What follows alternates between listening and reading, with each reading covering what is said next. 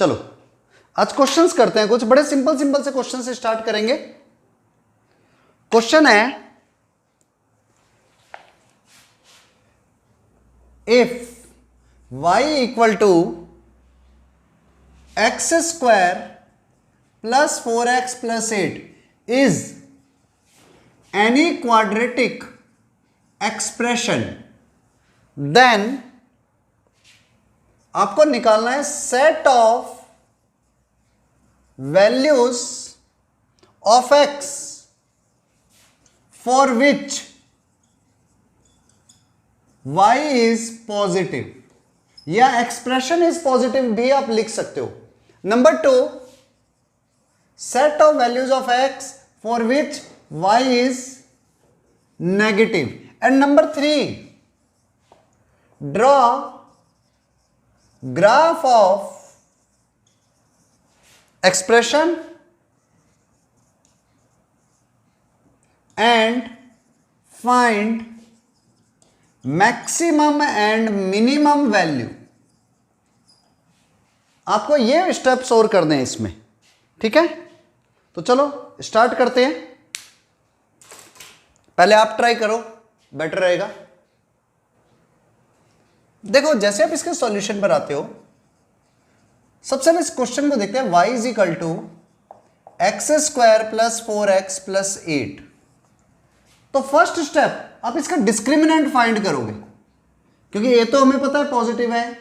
Discriminant find करते ही b square minus 4 into a into सी, 4 का square 16, 4 8 32, minus का 16, it is negative.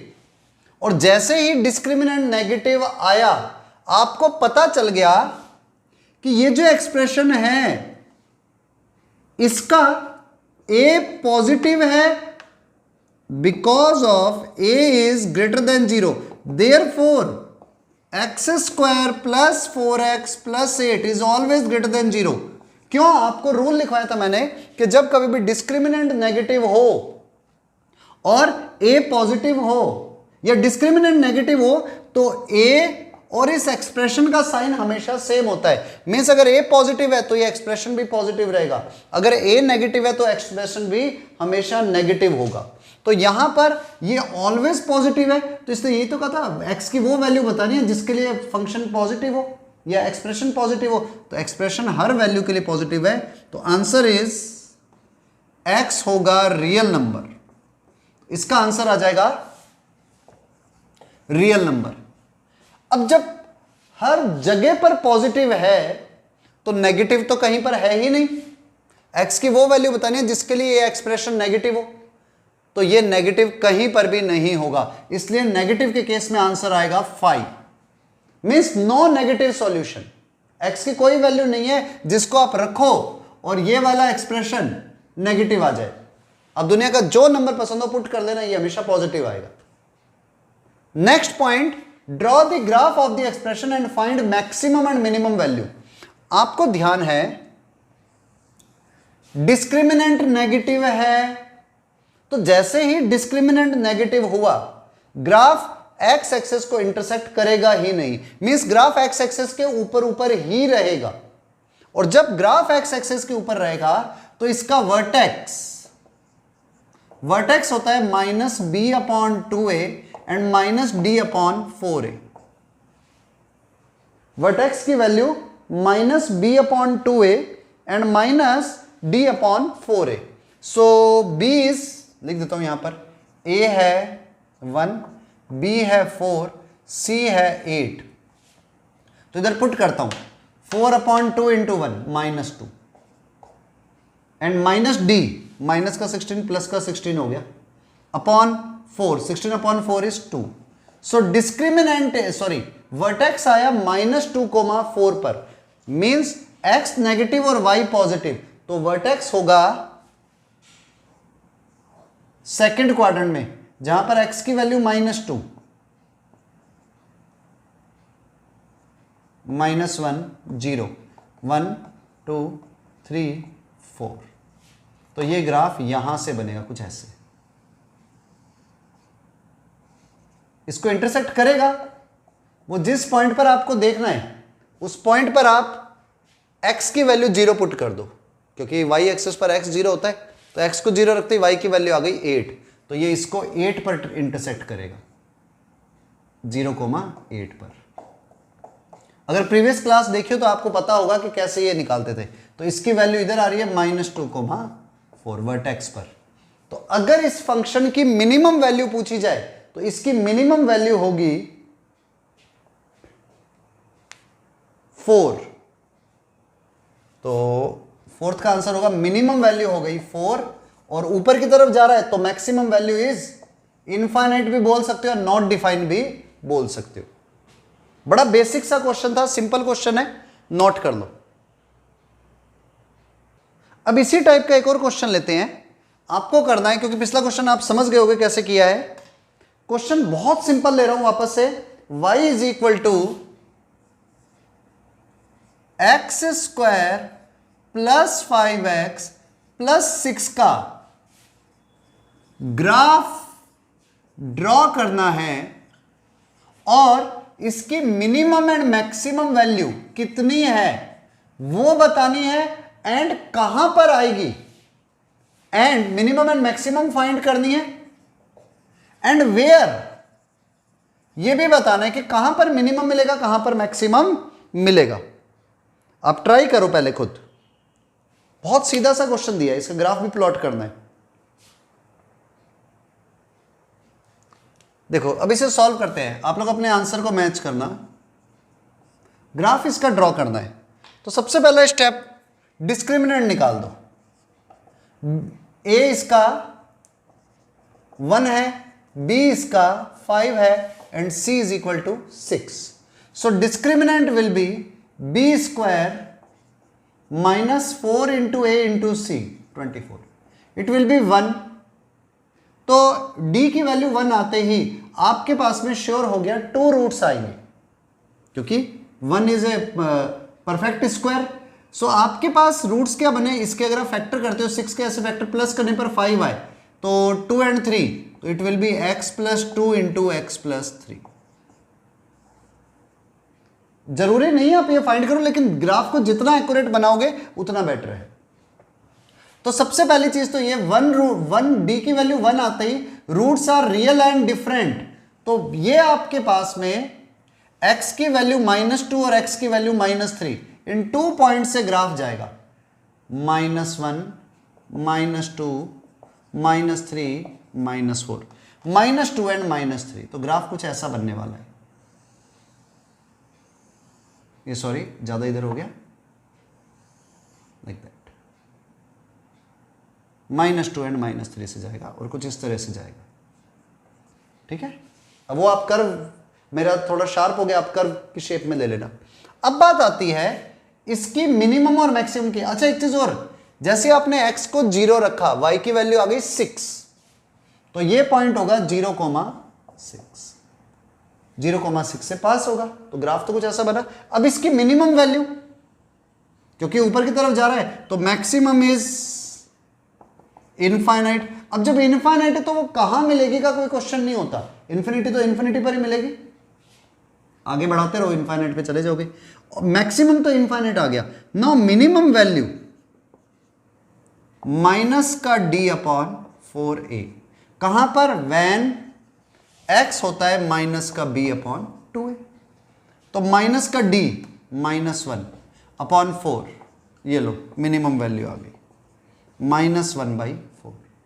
और मैं कहां पर है, when x is equal to minus का b -5/2 इंटू 1, तो माइनस के 5/2 पर, मतलब यहां पर -5/2 पर मिनिमम वैल्यू आएगी -1/4। तो ग्राफ कुछ ऐसे बनेगा, यहां पर डिक्रीज करते हुए जाएगा, इधर इंक्रीज करेगा। ये वाला पोर्शन जो है ना, वो मैक्सिमा मिनिमा एक अलग टॉपिक आता है, उसके अंदर करेंगे, उसके लेक्चर्स में देख लेना, नोट डाउन। चलो वन मोर क्वेश्चन, आपको इसमें भी maximum and minimum value find करनी है। Question, if y equal to x upon x square plus 9 है and x is real number, then find maximum and minimum value of y। y की maximum and minimum value निकालनी है, या यूं भी बोल सकते हैं एक्सप्रेशन की maximum and minimum value find करनी है। अगर ये पेपर में क्वेश्चन ऐसे आ जाए x upon x square plus 9 की maximum and minimum value find करनी है जहां पर x कोई भी रियल नंबर है, तो भी ये क्वेश्चन ऐसे लिखा जा सकता है y is equal to x upon x square plus 9, ताकि y की मिनिमम और मैक्सिमम वैल्यू आप फाइंड कर सको। करो ट्राई। चलो देखो solution. Solution is y is equal to x upon x square plus 9. x is real number, then find the maximum and minimum value of y. y is equal to x upon x square plus 9. तो cross multiply करते ही x square y plus 9y equal to x, same side ले जाओगे तो x square y minus x plus 9y equal to 0। अब देखो इसने word use ले लिया x is real when x belongs to R। कोई भी क्वाड्रेटिक इक्वेशन, अभी इक्वेशन बन गई है, तो कोई भी क्वाड्रेटिक इक्वेशन हो उसमें x रियल है, तो it means discriminant should be greater than equal to 0। Discriminant means b square minus 4 into a into c should be greater than 0। तो ये आया -1 का स्क्वायर 1, 4 9 जा 36y square should be greater than equal to 0। अगर calculation में mistake नहीं करिए तो b square minus 4 into a into c, ठीक है, 1 minus 36y square. It can be written as 1 minus 6y into 1 plus 6y should be greater than equal to 0। अब अगर आपको याद हो, ये रूल हम पहले कर चुके हैं बेसिक इनइक्वालिटीज के अंदर। आप एक बार इससे 0 रखो तो y की वैल्यू आई 1/6 डार्क। आप एक बार इससे 0 रखो तो y की वैल्यू आई माइनस का 1/6। आगे पॉजिटिव, सॉरी, y को जैसी वैल्यू पुट करोगे तो 1 माइनस 6y है। इसको 0 रखा तो y की वैल्यू 1/6 आई, और जब इसको 0 रखा तो माइनस 1/6। आप 1/6 से बड़ा कोई भी नंबर एज्यूम कर लो, 1 2 3 4 कुछ भी, यहां पर पुट करो, इट विल बी नेगेटिव। तो यहां नेगेटिव है, यहां नेगेटिव है, सिर्फ बीच में पॉजिटिव है, तो y की वैल्यू इस रेंज में होगी। मींस y की value minimum to minimum minus का 1/6 होगी एंड मैक्सिमम टू मैक्सिमम 1/6 होगी। This one is the answer. Find maximum and minimum value of y। It is between -1/6 to 1/6। तो minimum value is -1/6 and maximum value is 1/6। दोबारा समझ लो, कुछ नहीं किया, just cross multiply करा। क्यों कर सकता हूं? क्योंकि अपॉन वाली वैल्यू कभी भी 0 नहीं हो सकती। आप x का स्क्वायर लोगे तो हमेशा 0 या 0 से ग्रेटर है। +9 ये भी पॉजिटिव है, तो एक पॉजिटिव नंबर क्रॉस मल्टीप्लाई किया जा सकता है।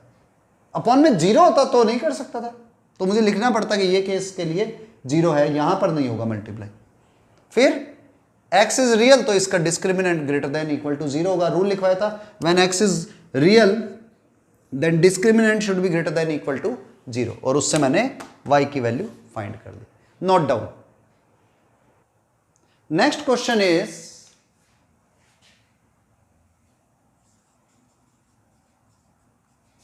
Find the largest integral value of m। m की लार्जेस्ट इंटीग्रल वैल्यू फाइंड करनी है, for which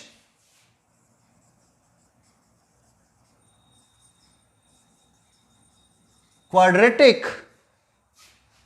expression y is equal to x square plus 2m plus 6 into x plus 4m plus 12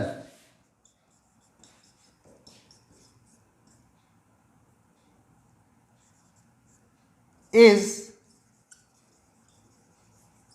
always positive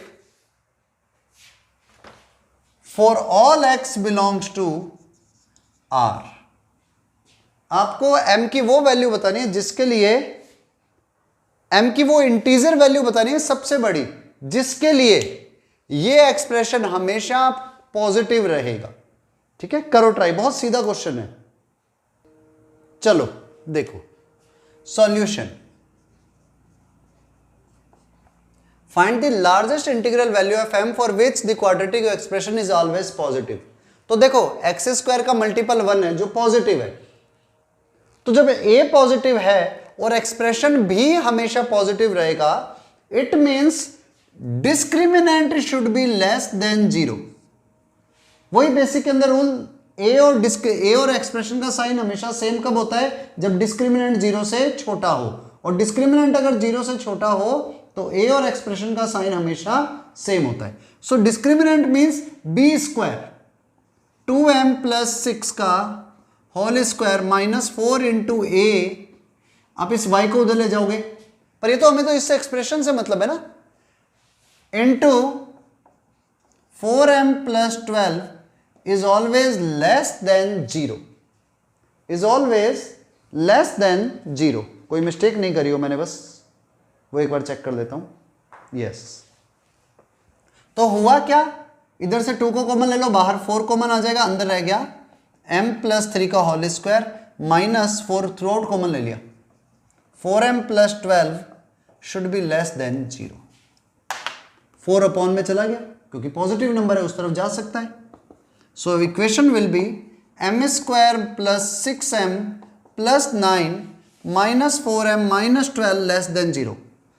m square 6m minus 4m is 2m, 9 minus 12 is minus 3 less than 0। 3 के ऐसे vector minus करने पर 2 आए, 3 and 1 m plus 3, और चलो एक बार निकाल देता हूं, m square plus 3m minus m minus 3 less than 0। आप इधर m को कॉमन लोगे तो अंदर रहेगा m प्लस 3, इधर माइनस 1 को कॉमन लोगे तो m प्लस 3 अगेन।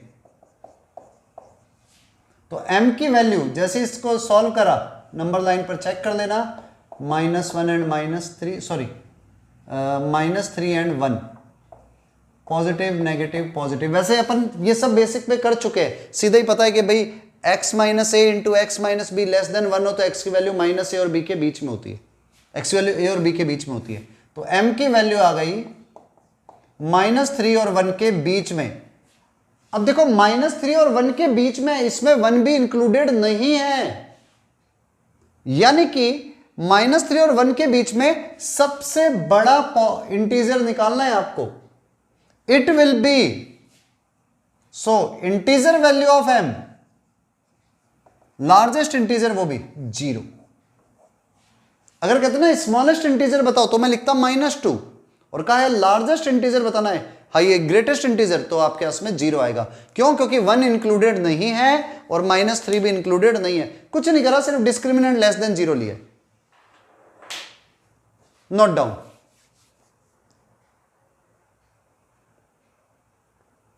चलो नेक्स्ट क्वेश्चन है, if the value of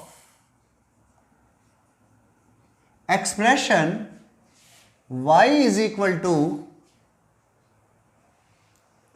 x square minus x plus 1, x square minus x plus 1 upon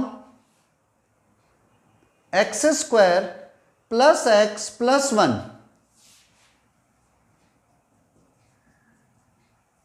lies in the interval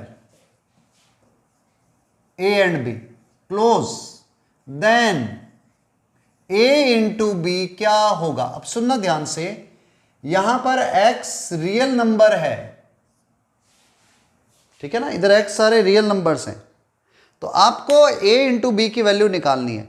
अब देखो वैसे तो ये क्वेश्चन लिख दिया हमने, बट रियलिटी ये है, ये क्वेश्चन पता है क्या है, the value of the expression this lies in a, b, और a इंटू बी की मल्टीप्लाई कर दी है, तो रियलिटी में ये क्वेश्चन है कि भाई इसकी रेंज 2 नंबर्स के बीच में आएगी।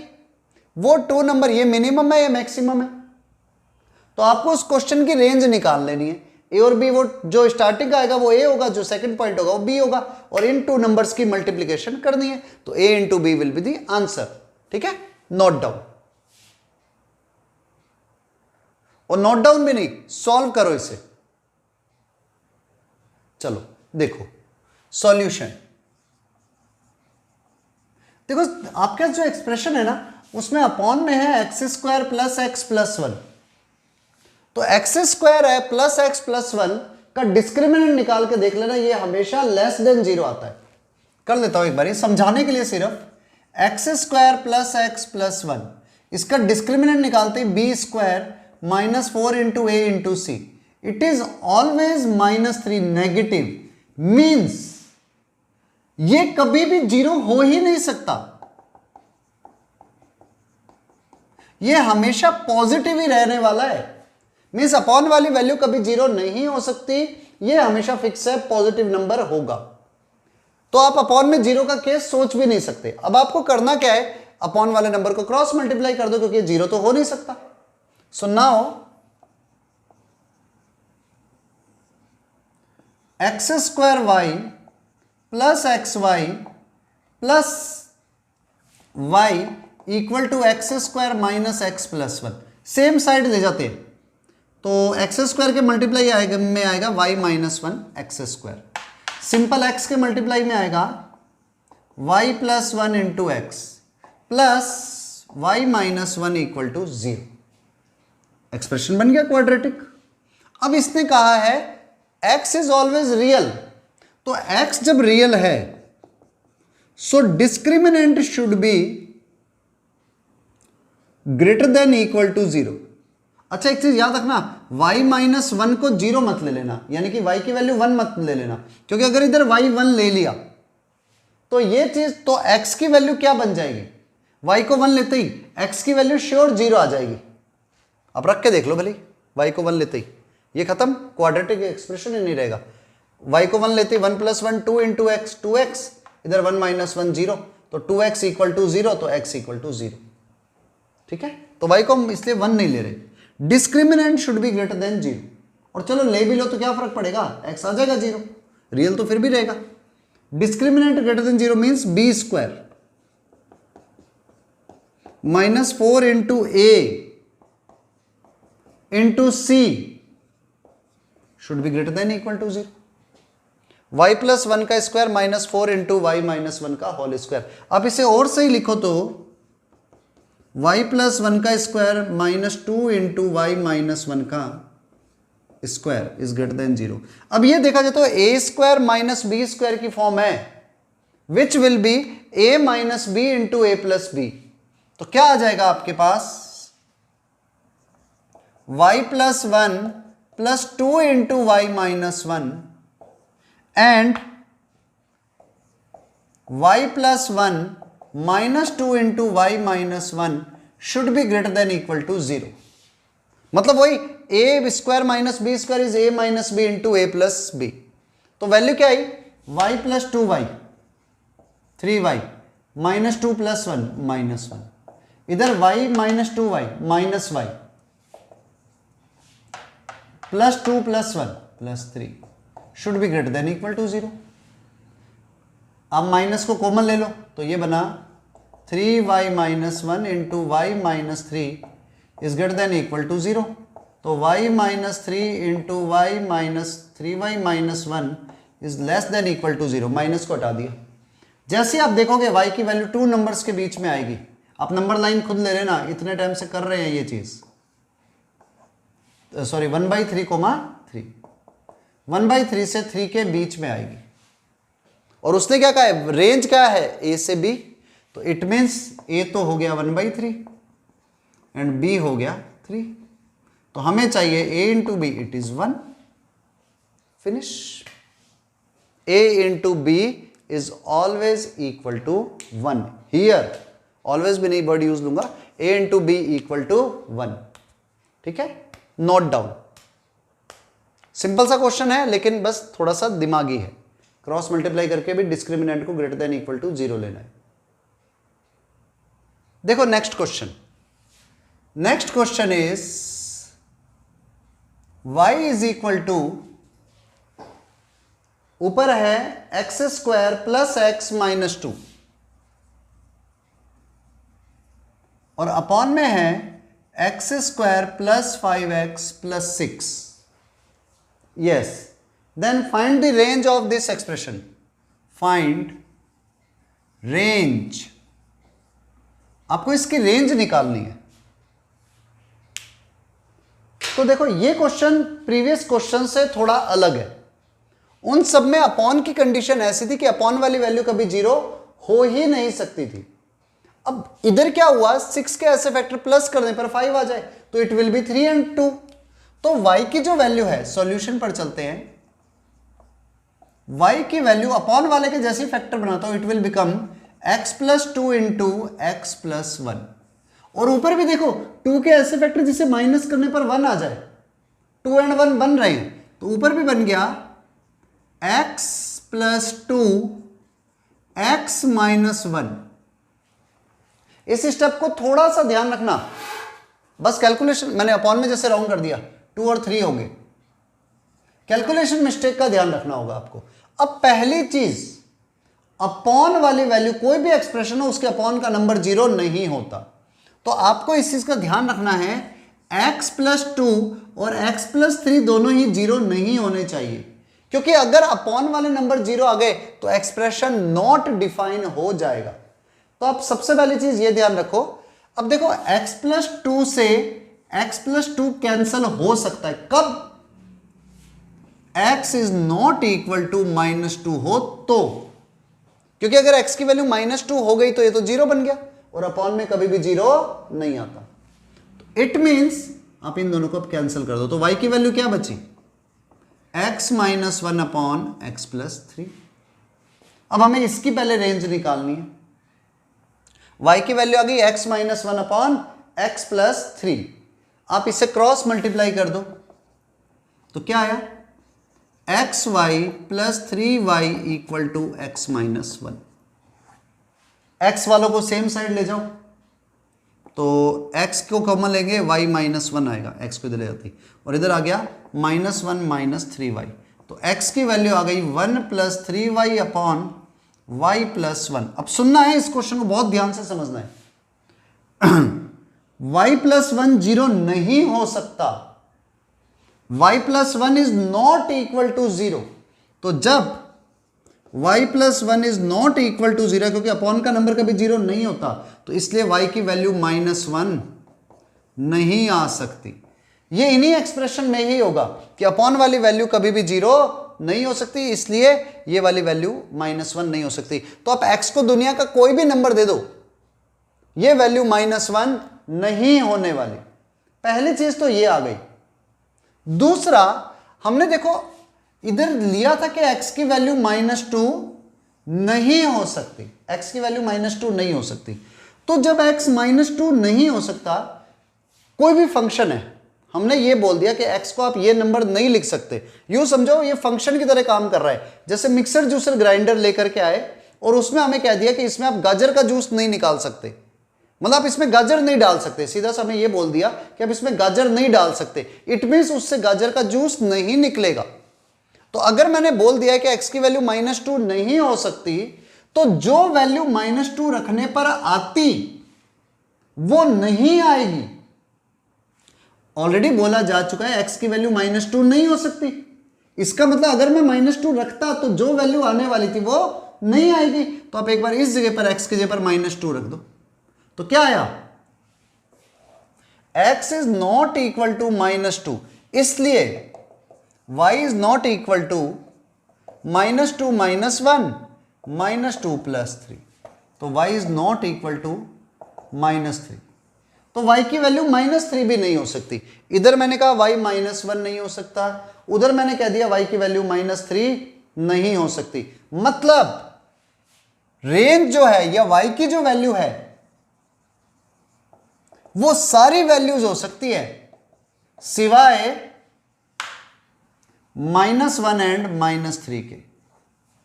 आप y को सारे आंसर मिल सकते हैं, सारे आंसर मिलेंगे, सिर्फ -1 और -3 कभी y की वैल्यू नहीं आएगी। अब कईयों को लग रहा होगा इस क्वेश्चन में ऐसे किया, औरों में तो डायरेक्ट ही क्रॉस मल्टीप्लाई कर देते थे, इसमें क्यों नहीं कर सकते? तो उसके पीछे सीधा सा रीजन है, वहां पर अपॉन वाली वैल्यू कभी 0 लिख ही नहीं सकते थे, होती भी नहीं थी क्योंकि, पर यहां पर अपॉन में 0 आ सकता है क्योंकि अपॉन की वैल्यू इस तरह की कंडीशन बन गई, इसलिए हमें उन कंडीशंस को रिमूव करना पड़ा। और जैसे हम रिमूव करते हैं कि x की वैल्यू -2 नहीं हो सकती, और इधर ये भी लिख सकता हूं x की वैल्यू -3 नहीं हो सकती, तो जब -2 नहीं हो सकती तो ये दोनों कट जाएंगे, तो ये कट गए तो एक केस ही हट गया -2 वाला। लेकिन क्वेश्चन में तो ये कंडीशन थी x -2 नहीं रख सकते, तो मैंने -2 जब रखा तो जो वैल्यू आई वो आंसर में नहीं आ सकती, तो ये चीज तो नहीं हो सकती। अब किसी के मन में आ रहा होगा सर -3 भी तो नहीं रख सकते, आपने उसको क्यों नहीं पुट किया? अगर मैं -3 पुट कर देता तो मेरा फंक्शन ही नॉट डिफाइन हो जाता, तो इसलिए मैं ये चीज रख ही नहीं सकता था। बाकी अगर आप 11th क्लास वाइज इसको देख रहे हैं तो फंक्शन में रेंज और डोमेन इतना डिटेल में 11th में नहीं होता, तो हो सकता है आपको थोड़ा बहुत कंफ्यूजन आ जाए, पर यही चीजें जब 12th में करते हैं या IIT ड्रॉपर बैच में करते हैं तो ये सब चीजें बेसिकली क्लियर हो चुकी होती है। ठीक है, नोट डाउन, बहुत प्यारा क्वेश्चन है ये भी। ठीक है, कर लो इसे।